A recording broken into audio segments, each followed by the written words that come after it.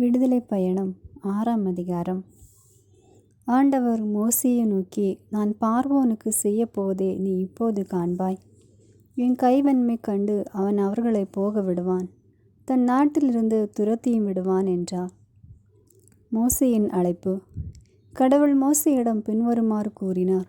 நானே ஆண்டவர், ஆபிரகாமுக்கும் ஈசாக்குக்கும் யாக்கோவுக்கும் ஆண்டவர் என்ற என் பெயரால் என்னை வெளிப்படுத்தி கொள்ளவில்லை எனினும் எல்லாம் வல்ல கடவுளாக காட்சியளித்தவர் நானே. மேலும் அவர்கள் அந்நியராக அலைந்தபோது தங்கியிருந்த கானான் நாட்டை அவர்களுக்கு கொடுப்பதாக அவர்களுடன் உடன்படிக்கை நிலைநாட்டியதும் நானே. மேலும் எகிப்தியர் அடிமைப்படுத்தி வைத்துள்ள இஸ்ரேல் மக்களின் புலம்பலை கேட்டு என் உடன்படிக்கையை நினைவு கூர்ந்துள்ளேன். நீ இஸ்ரேல் மக்களிடம் சொல்ல வேண்டியது, நானே ஆண்டவர். எகிப்தியரின் பார சுமைகளை நான் உங்களிடம் இருந்து அகற்றுவேன். அவர்கள் உங்களை அடிமைப்படுத்துவதிலிருந்து விடுவிப்பேன். ஓங்கிய கையாலும் மாபெரும் தண்டனை தீர்ப்புகளாலும் நான் உங்களுக்கு மீட்பளிப்பேன். உங்களை நான் என் மக்களாக தேர்ந்தெடுப்பேன். உங்களுக்கு கடவுளாக நான் இருப்பேன். எகிப்தியர் சுமத்திய பார சுமைகளை அகற்றி உங்களை விடுவித்து உங்கள் கடவுளாகிய ஆண்டவர் நானே என்பதை அப்போது நீங்கள் அறிந்து கொள்வீர்கள். ஆபிரகாமுக்கும் ஈசாக்குக்கும் யாக்கோவுக்கும் நான் கொடுப்பதாக வாக்களித்த அந்த நாட்டிற்கு நான் உங்களை கூட்டிக் கொண்டு செல்வேன். அதை உங்களுக்கு உரிமை சொத்தாக கொடுப்பேன். நானே ஆண்டவர். இவற்றையெல்லாம் மோசே இஸ்ரேல் மக்களிடம் எடுத்து சொல்லியும் மன ஏக்கத்தையும் வேலையின் கொடுமையும் முன்னிட்டு அவர்கள் மோசேக்கு செவி கொடுக்கவில்லை. ஆண்டவர் மோசேயை நோக்கி, எகிப்திய மன்னனாகிய பார்வோன் தன் நாட்டிலிருந்து இஸ்ரேல் மக்களை அனுப்பிவிடும்படி நீ அவனிடம் போய் சொல் என்றுரைத்தார். மோசே ஆண்டவரிடம் பேசி, இஸ்ரேல் மக்களை எனக்கு சாய்க்காதிருக்க பார்வோன் எவ்வாறு எனக்கு செவிசாய்க்கப் போகிறான்? நானோ பண்பட்ட உதடுகள் இல்லாதவன் என்று சொன்னார். ஆண்டவர் மோசேயோடும் ஆரோனோடும் பேசி எகிப்து நாட்டிலிருந்து இஸ்ரேல் மக்களை கொண்டு வருவதற்காக இஸ்ரேல் மக்களிடமும் எகிப்திய மன்னன் பார்வோனிடமும் செல்லும்படி அவர்களுக்கு கட்டளையிட்டார். மோசே ஆரோனின் மூதாதையர் அட்டவணை. அவர்களின் மூதாதையர் வெளிவந்த குடும்ப தலைவர்கள் இவர்களே. இஸ்ரேலின் தலைமைக்கனான ரூபனின் புதல்வர் அனேக்கு, பல்லு, எட்ரேசின், கர்மி இவைகளை ரூபன் வழிவந்த குடும்பங்கள். சிமியோனின் புதல்வர் எமுவேல், யாமின், ஓகாது, யாக்கின், சோவார், கானானிய பெண்ணின் மகன் சாவுல் இவைகளை சிமியோன் வழிவந்த குடும்பங்கள். தம் தலைமுறைகளின் வரிசைப்படி லேவியரின் புதல்வரின் பெயர்கள் கேர்சோன், கேஹாத்து, மெராரி. லேவி வாழ்ந்தது 137 ஆண்டுகள். கேர்சோனின் புதல்வர் லிப்னி, சிமெயி இவர்கள் தம் தம் குடும்பங்களுக்கு தலைவர்கள். கோகாத்தின் புதல்வர் அம்ராம், ராட்சகர். Hebron, Uzziel. கோகாத்து வாழ்ந்தது 133 ஆண்டுகள். மராரியின் புதல்வர் மக்லி, மூசி இவைகளை தலைமுறை வரிசைப்படி லேவியின் குடும்பங்கள். அம்ராம் தன் தந்தையின் சகோதரியாகிய யோக்கோம்பேது என்பவளை தனக்கு மனைவியாக்கி கொண்டான். அவனுக்கு அவள் ஆரோன், மோசே என்பவர்களை பெற்றெடுத்தாள். அம்ராம் வாழ்ந்தது 137 ஆண்டுகள்.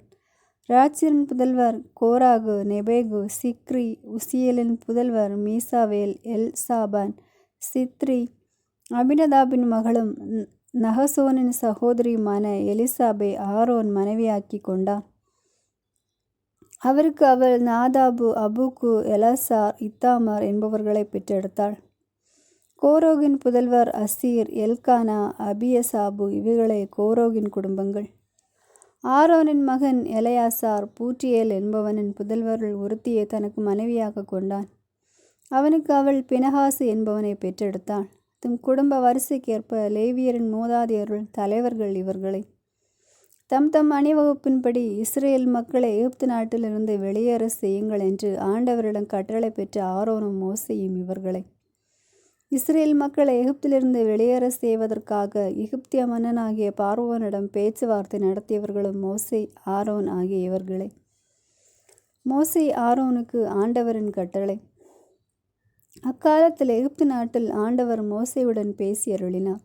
ஆண்டவர் மோசேயுடன் பேசி, நானே ஆண்டவர், நான் உன்னோடு பேசுவதையெல்லாம் எகிப்திய மன்னன் பார்வோனிடம் நீ எடுத்து கூறு என்று அறிவித்த போது மோசே ஆண்டவரிடம், பாரும், நான் பண்பட்ட உதடுகள் இல்லாதவன். பார்வோன் எவ்வாறு எனக்கு செவி கொடுக்கப் போகிறான் என்றான். 7ஆம் அதிகாரம். ஆண்டவர் மோசேயை நோக்கி, பார், நான் உன்னை பார்வோனுக்கு கடவுளாக வைத்துள்ளேன். உன் சகோதரன் ஆரோன் உன் வாக்கினனாக இருப்பான். நான் உனக்கு கட்டளையிடுவதையெல்லாம் நீ எடுத்து செல்வாய். பார்வோன் தன் நாட்டினின்று இஸ்ரேல் மக்களை போக விடும்படி அவனிடம் உன் சகோதரன் ஆரோன் பேசுவான்.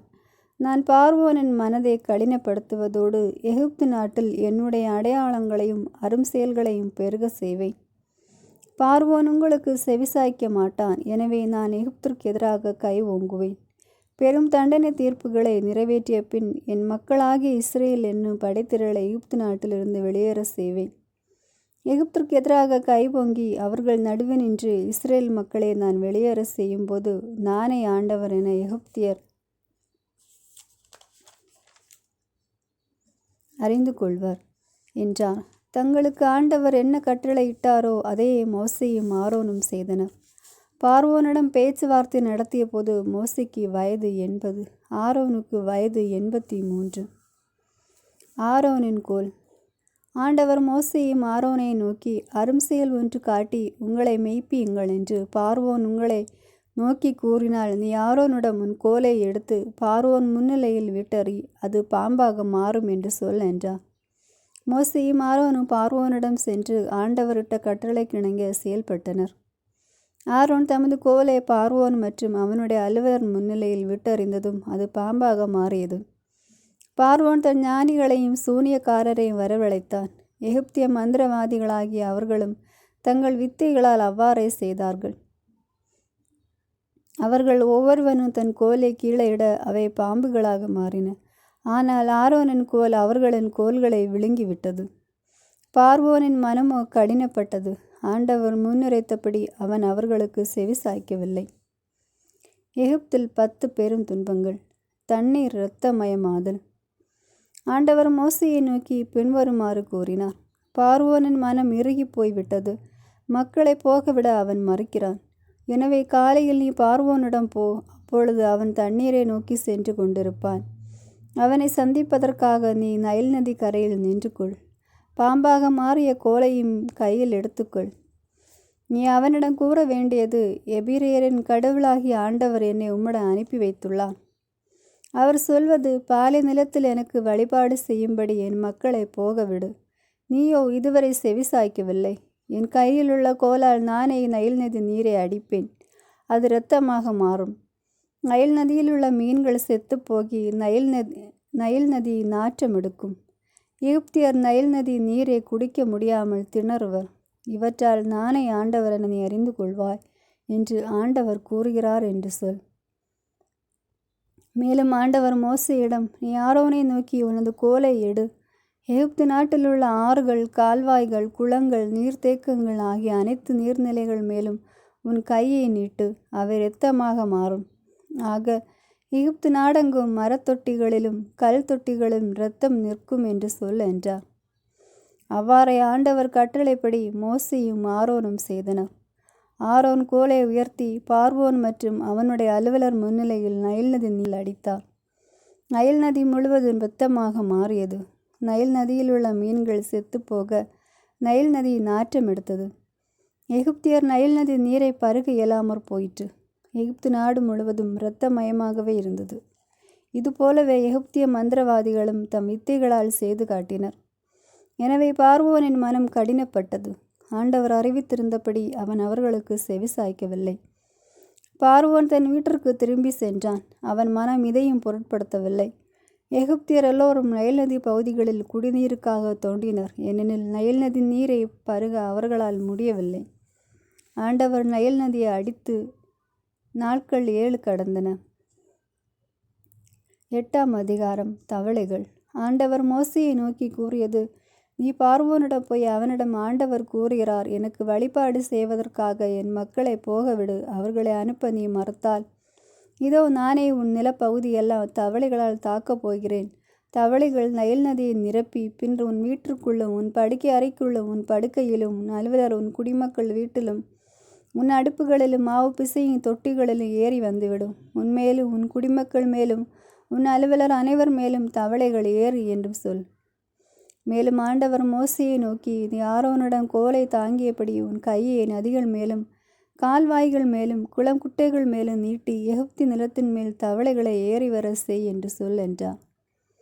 ஆரோன் தம் கையை எகிப்து நீர்நிலைகள் மேல் நீட்டவே தவளைகள் ஏறி வந்து எகிப்து நாட்டை நிரப்பின. மந்திரவாதிகளும் தங்கள் வித்தைகளால் இதுபோலவே செய்து எகிப்து நிலத்தின் மேல் தவளைகளை ஏறி வர செய்தனர். பார்வோன் மோசேயையும் ஆரோனையும் அழைத்து, என்னிடமிருந்து என் குடிமக்களிடமிருந்து தவளைகளை அகற்றி விடுமாறு ஆண்டவரை மன்றாடுங்கள். ஆண்டவருக்கு பலியிடுமாறு நான் மக்களை அனுப்பி விடுவேன் என்று கூறினான். மோசே பார்வோனை நோக்கி, தவளைகள் உம்மிடமிருந்தும் வீட்டிலிருந்து அழிக்கப்பட்டு ஆற்றில் மட்டும் இருக்குமாறு நான் உமக்காகவும் அலுவலருக்காகவும் குடிமக்களுக்காகவும் எப்போது மன்றாட வேண்டுமென என்னிடம் தெரியப்படுத்தும் என்று கூறினான். அவன், நாளைக்கு என்றான். அதற்கு மோசே, எங்கள் கடவுளாகிய ஆண்டவருக்கு நிகர் யாரும் இல்லை என நீ அறிந்து கொள்வதற்காக சொற்படியே ஆகும். உம்மிடமிருந்தும் வீடுகளிடமிருந்தும் அலுவலரிடமிருந்தும் குடிமக்களிடமிருந்து தவளைகள் ஒளிந்து போகும். ஆற்றில் மட்டும் அவை விட்டு வைக்கப்படும் என்றார். மோசேயும் ஆரோனும் பார்வோனை விட்டு அகன்றனர். பின்பு பார்வோனின் மேல் ஆண்டவர் வரவிட்டிருந்த தவளைகளை குறித்து மோசே ஆண்டவரை நோக்கி மன்றாடினார். ஆண்டவரும் மோசையின் மன்றாட்டின்படி செய்தருளினார். ஆக வீடுகள், முற்றங்கள், வயல்கள் ஆகியவற்றில் தவளைகள் மடிந்து போயின. அவற்றை குவியல் குவியலாக திரட்டினர். எனவே அந்நாடு நாற்றம் எடுத்தது. தொல்லை ஓய்ந்தது என்று கண்ட பார்வோன் தன் மனதை கடினப்படுத்தி கொண்டான். ஆண்டவர் சொன்னபடி அவன் அவர்களுக்கு செவிசாய்க்கவில்லை. கொசுக்கள். மீண்டும் ஆண்டவர் மோசேயை நோக்கி, நீ ஆரோனிடம் உன் கோலை நீட்டி நிலத்திலுள்ள புழுதியை அடி, அது எகிப்து நாடெங்கும் கொசுக்களாக மாறும் என்று சொல் என்றார். அவ்வாறே அவர்களும் செய்தனர். கோல் ஏந்திய தம் கையை நீட்டி ஆரோன் நிலத்தின் புழுதியை அடிக்க மனிதர் மேலும் விலங்குகள் மேலும் கொசுக்கள் தோன்றின. எகிப்து நாடெங்கு நிலத்திலுள்ள புழுதியெல்லாம் கொசுக்களாக மாறிற்று. கொசுக்கள் தோன்றுவதற்காக மந்திரவாதிகளும் தங்கள் வித்தையால் அதுபோலவே செய்ய முயன்றனர். ஆனால் அது அவர்களால் இயலாமற் போயிற்று. கொசுக்கள் மனிதர் மேலும் விலங்குகள் மேலும் தங்கியிருந்தன. மந்திரவாதிகள் பார்வோனை நோக்கி, இது கடவுளின் கைவன்மையே என்றனர். ஆயினும் பார்வோனுடைய மனம் கடினப்பட்டது. ஆண்டவர் அறிவித்தபடி அவன் அவர்களுக்கு செவிசாய்க்கவில்லை. ஈக்கள். மேலும் ஆண்டவர் மோசேயை நோக்கி, அதிகாலையில் நீ எழுந்து பார்வோனுக்காக காத்து நில். அவன் நீராட தண்ணீரை நோக்கி வருவான். அப்போது அவனை நோக்கி சொல், ஆண்டவர் கூறுவது இதுவே, எனக்கு வழிபாடு செலுத்தும் பொருட்டு என் மக்களை போகவிடு. என் மக்களை நீ போகவில்லை என்றால், இதோ உன் மேலும் உன் அலுவலர் மேலும் உன் குடிமக்கள் மேலும் உன் வீட்டின் மேலும் ஈக்கள் வர செய்வேன். எகிப்தியருடைய வீடுகளும் அவர்கள் இருக்கும் நிலமும் ஈக்களால் நிரம்பும். அந்நாளில் என் மக்கள் தங்கியிருக்கும் கோசியன் நிலப்பகுதியை வேறுபடுத்தி காட்டுவேன். அங்கு மக்கள் எவையுமே இரா, ஈக்கள் எவையுமே இரா. இதனால் இந்நாட்டில் நானே ஆண்டவர் என நீ அறிந்து கொள்வாய். மேலும் என் மக்களுக்கும் உன் மக்களுக்கும் இடையே நான் வேறுபாடு காட்டுவேன். நாளைய தினம் இந்த அரும் செயல் செய்யப்படும் என்றார். அவ்வாறே ஆண்டவரும் செய்து முடித்தார். ஈக்கள் பார்வோன் வீட்டிலும் அவனுடைய அலுவலர் வீட்டிலும் எகிப்து நாடெங்கும் திரளாய் பெருகின. ஈக்களால் நாடே பாழாகிவிட்டது. பார்வோன் மோசேயையும் ஆரோனையும் வரவழைத்து, போங்கள், ஆனால் இந்நாட்டிலே உங்கள் கடவுளுக்கு பலியிடுங்கள் என்றான். அதற்கு மோசே, அது முறையல்ல. அவ்வாறே செய்தால் எகிப்தியருக்கு அருவருப்பானதை எங்கள் கடவுளாகிய ஆண்டவருக்கு நாங்கள் பலியிடுவதற்கும் எகிப்தியருக்கும் அருவருப்பானதை அவர்கள் கண்முன் நாங்கள் அப்படி பலியிட்டால் அவர்கள் எங்களை கல்லால் எறியாமல் விடுவார்களா? பாலை நிலத்தில் நாங்கள் 3 நாட்கள் வழிநடந்து எங்கள் கடவுளாகிய ஆண்டவருக்கு அவர் எங்களுக்கும் சொல்வது போல் பலியிடுவோம் என்றார். அப்பொழுது பார்வோன், உங்கள் கடவுளாகிய ஆண்டவருக்கு நீங்கள் பாலை நிலத்தில் பலியிட நான் உங்களை போக விடுவேன். ஆனால் வெகு தூரம் சென்று விடாதீர்கள், மேலும் எனக்காகவும் மன்றாடுங்கள் என்றுரைத்தான். மோசே மறுமொழியாக, நான் உம்மிடமிருந்து போய் பார்வோனிடமிருந்தும் அவன் அலுவலரிடமிருந்தும் அவன் குடிமக்களிடமிருந்தும் நாளைய தினமே ஈக்கள் அகன்றுவிட வேண்டுமென ஆண்டவரை நோக்கி மன்றாடுவேன். ஆனால் ஆண்டவருக்கு பலியிடுமாறு மக்களை அனுப்பாமல் பார்வோன் இவ்வாறு தொடர்ந்து ஏமாற்ற வேண்டாம் என்று கூறினார். மோசே பார்வோனை விட்டு அகன்றான். ஆண்டவரை நோக்கி மன்றாடினார். மோசேயின் மன்றாட்டுக்கிணங்க ஆண்டவரும் செயலாற்றினார். பார்வோனிடமிருந்தும் அவனுடைய அலுவலரிடமிருந்து அவனுடைய குடிமக்களிடமிருந்தும் ஈக்கள் அகன்று போயின. ஒன்று கூட எஞ்சி நிற்கவில்லை. இம்முறையும் பார்வோன் தன் மனதை கடினப்படுத்தி கொண்டான். மக்களை அவன் போக விடவில்லை. 9ஆம் அதிகாரம். கால்நடைகள் சாவு. மீண்டும் ஆண்டவர் மோசேயை நோக்கி பின்வருமாறு கூறினார். நீ பார்வோனிடமும் சென்று அவனிடம் சொல், எபிரெயரின் கடவுளாகிய ஆண்டவர் கூறுவது இதுவே, எனக்கு வழிபாடு செலுத்துவதற்காக என் மக்களை போகவிடு. நீ அவர்களை போக விடாமல் இன்னும் தடை செய்தால் நாட்டிலுள்ள குதிரைகள், கழுதைகள், ஒட்டகங்கள், எருதுகள், ஆடுகள் ஆகிய உன் கால்நடைகள் மேல் கடவுளின் கைவன்மை மிக கொடிய கொள்ளை நோயாக வரப்போகிறது. ஆண்டவரும் இஸ்ரேலின் கால்நடைகளுக்கும் எகிப்தியரின் கால்நடைகளுக்கும் இடையே வேறுபாடு காட்டுவார். எனவே இஸ்ரேல் மக்களுக்குரியவை அனைத்திலும் எவையுமே மடிந்து போகா. நாளைய தினமே ஆண்டவர் இதனை இந்நாட்டில் செயல்படுத்தப் போகிறார் என்று ஆண்டவரே ஒரு நேரத்தையும் குறித்து விட்டார். அதன்படி எகிப்தியரின் கால்நடைகள் எல்லாம் மடிந்தன. இஸ்ரேல் மக்களின் கால்நடைகளிலோ எதுவும் சாகவில்லை. பார்வோன் ஆள் அனுப்பி விசாரித்தான். இஸ்ரேலின் கால்நடைகளில் ஒன்று கூட சாகவில்லை. ஆயினும் பார்வோனின் மனம் கடினப்பட்டது. மக்களை அவன் போக விடவில்லை. கொப்புளங்கள். மேலும் ஆண்டவர் மோசேயை ஆரோனையை நோக்கி, அடுப்பிலிருந்து சாம்பலை உங்கள் கைகள் நிறைய வாரிக்கொள்ளுங்கள். பார்வோன் முன்னிலையில் மோசே அதனை வானத்தில் தூவட்டும். எகிப்து நாடெங்கும் அது மெல்லிய தூசியாக பரவி மனிதர் மேலும் விலங்குகள் மேலும் கொப்புளங்களாகி வெடித்து புண்ணாகும் என்றார். அவர்களும் அடுப்பிலிருந்து சாம்பலை வாரிக்கொண்டு பார்வோன் முன்னிலையில் சென்று நின்றனர். மோசே வானத்தில் அதனை தூவினார். மனிதர் மேலும் விலங்குகள் மேலும் அது வெடித்து புண்ணாக கூடிய கொப்புளங்களாக மாறிற்று. கொப்புளம் தோன்றியதால் மந்திரவாதிகள் மோசேயின் முன் நிற்க இயலவில்லை. ஏனெனில் மந்திரவாதிகள் மேலும் எல்லா எகிப்தியர் மேலும் கொப்புளம் கண்டிருந்தது. ஆண்டவர் பார்வோனின் மனதை கடினப்படுத்தினார். ஆண்டவர் மோசேக்கு அறிவித்தபடியே அவர்களுக்கு அவன் செவிசாய்க்கவில்லை. கல்மழை. மீண்டும் ஆண்டவர் மோசேயிடம் பின்வருமாறு கூறினார். அதிகாலையில் எழுந்து பார்வோன் முன்னிலையில் வந்து நின்று அவனை நோக்கி சொல், எபிரெயரின் கடவுளான ஆண்டவர் சொல்வது இதுவே, எனக்கு வழிபாடு செய்வதற்காக என் மக்களை போகவிடு. இல்லையெனில் இம்முறை கொள்ளை நோய்களை எல்லாம் உன்மேலும் உன் அலுவலர் மேலும் உன் குடிமக்கள் மேலும் நானே ஏவி விடுவேன். இந்நாடெங்கும் எனக்கு நிகர் யாருமே இல்லை என்பதை இதனால் நீ அறிந்து கொள்வாய். என் கையை ஓங்கி உன்னையும் உன் குடிமக்களையும் கொள்ளை நோய்களால் இதற்குள் தாக்கியிருப்பேன். நீயும் இந்நாட்டிலிருந்து ஒளிந்து போயிருப்பாய். எனினும் என் வல்லமையை காட்டவும் என் பெயரை நாடெங்கும் அறிக்கையிடவும் நான் உன்னை நிலைக்க செய்தேன். நீயோ என் மக்களை போக விடாத அளவுக்கு இன்னும் தலைதூக்கி நிற்கின்றாய். எகிப்து நிறுவப்பட்டது தொடங்கி இன்று வரை அங்கே இருந்திராத அளவுக்கு மிக கொடிய கல்மழை அதில் நாளைய தினம் இந்நேரத்தில் பெய்ய செய்வேன். எனவே உன் கால்நடைகளையும் வயல்வெளியில் உனக்குரிய எல்லாவற்றையும் பாதுகாப்பான இடத்தில் தஞ்சகம் புக செய்ய இப்போதே ஆள் அனுப்பி விடு. வீட்டிற்கு கொண்டு சேர்க்கப்படாமல் வயல்வெளியில் விடப்பட்ட மனிதர் அனைவர் மேலும் விலங்குகள் அனைத்தின் மேலும் கல்மழை பெய்ய எல்லோரும் மடிவர். பார்வோன் அலுவலர் ஆண்டவரின் வார்த்தையை மதித்தவர் தம் அடிமைகளையும் தம் கால்நடைகளையும் வீடுகளுக்குள் ஓட்டிவிட்டனர். ஆண்டவர் வார்த்தையை மதிக்காதவர் தங்கள் அடிமைகளையும் கால்நடைகளையும் வயல்வெளியில் விட்டு விட்டனர். ஆண்டவர் மோசேயை நோக்கி, எகிப்து நாட்டில் உள்ள மனிதர், விலங்கு, வயல்வெளியில் உள்ள பச்சை இவற்றை என்மேல் கல்மழை பொழியுமாறு உன் கையை வானோக்கி நீட்டு என்றார். மோசே தம் கோலை வானோக்கி நீட்டவே ஆண்டவர் இடி முழக்கங்களையும் கல்மழையும் அனுப்பினார். நிலத்தில் நெருப்பு பாய்ந்து வந்தது. எகிப்து நாடெங்கும் கல்மழை பெய்வித்தார். ஆண்டவர். கல்மழை பெய்தது. ஒரு நாடாக எகிப்து உருவான காலம் தொடங்கி அந்நாள் வரை அங்கிருந்திராத அளவு மிகவும் கடுமையான கல்மழை பெய்ய அதனிடையே மின்னல் வெட்டி கொண்டிருந்தது. எகிப்து நாடு முழுவதிலும் மனிதர் முதல் விலங்கு வரை வயல்வெளியில் இருந்த அனைத்தையும் கல்மழை தாக்கியது. மேலும் வயல்வெளியில் பயிர்ப்பச்சு யாவற்றையும் பாழ்படுத்தியது. வயல்வெளி மரங்கள் அனைத்தையும் முறித்தெறிந்தது. இஸ்ரேல் மக்கள் தங்கியிருந்த கோஸ்டல் நிலப்பகுதியில் மட்டும் கல்மழை பெய்யவில்லை. பார்வோன் ஆள் அனுப்பி மோசேயும் ஆரோனையும் கூப்பிட்டான். அவன் அவர்களை நோக்கி, நான் இம்முறை பாவம் செய்து விட்டேன். ஆண்டவரே நீதி உள்ளவர், நானும் என் மக்களுமே தீயவர். எனவே ஆண்டவரிடம் மன்றாடுங்கள். இடி முழக்கங்களையும் கல்மழையையும் கடவுள் அனுப்பியது போதும்.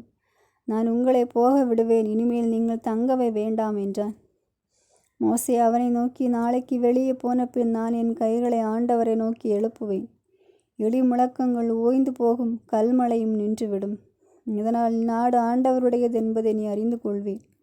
ஆனால் உம்முடைய அலுவலரிடம் பொருத்தமட்டில் இன்னும் நீங்கள் கடவுளாகி ஆண்டவர் திரும்ப அஞ்சி நடப்பதாகவே இல்லை என்பது எனக்கு தெரியும் என்றார்.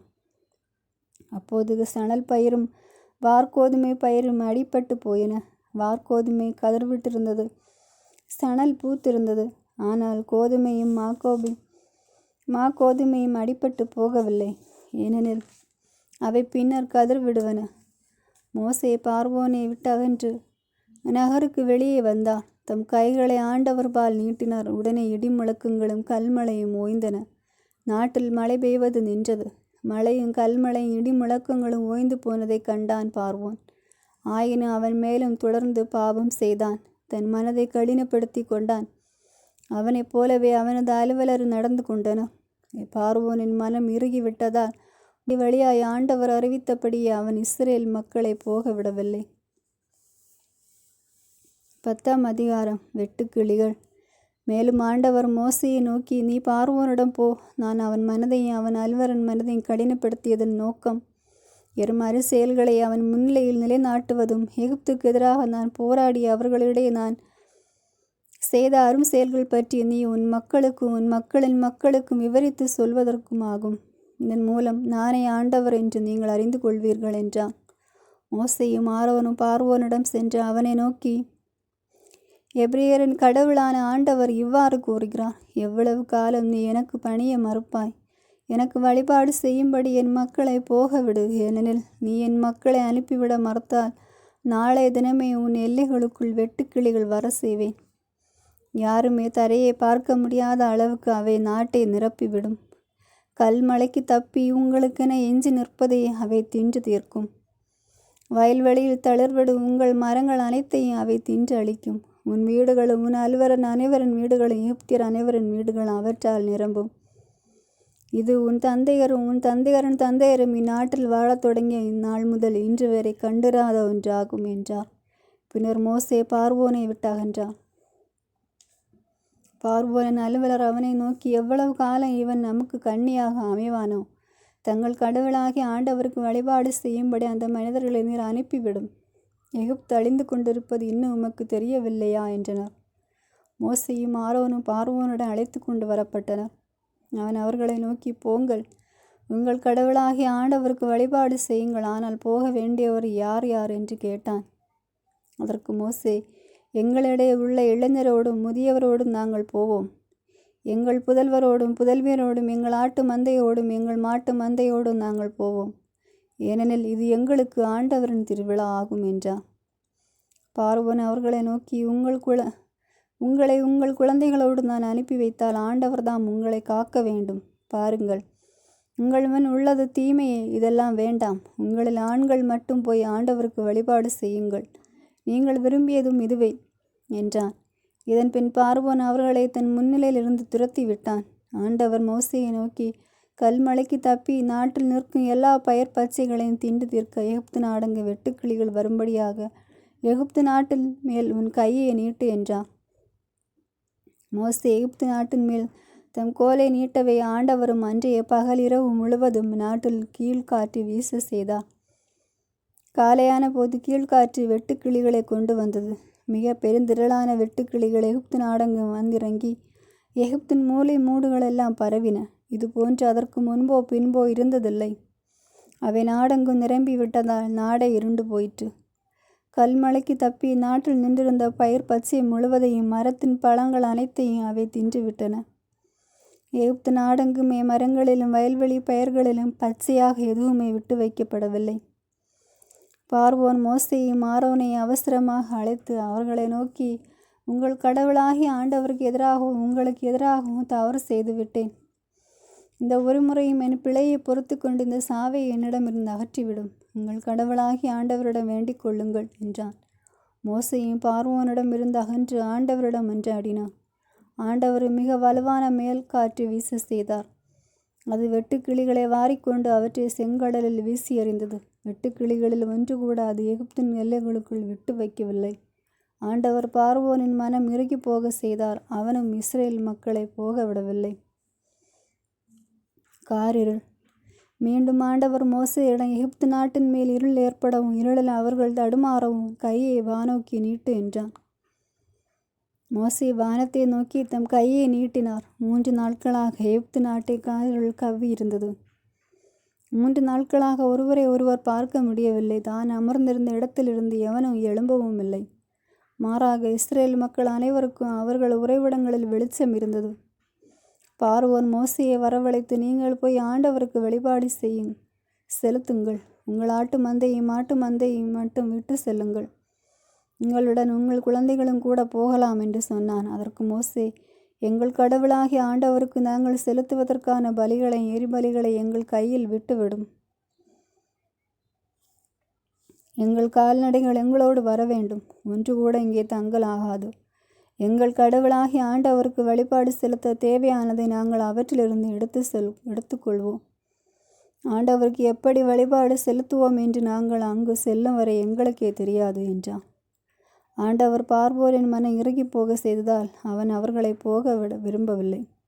பார்வோன் மோசேயை நோக்கி, என்னிடமிருந்து போய்விடு. இனிமேல் நீ என் முகத்தில் விழிக்காதபடி பார்த்துக்கொள். ஏனெனில் என் முகத்தில் விழிக்கும் நாளில் நீ சாவாய் என்றான். அதற்கு மோசே, நீர் கூறியதற்கேற்ப நான் இனிமேல் உன் முகத்தில் விழிக்கப் போவதில்லை என்றார். ஆமேன். God bless you.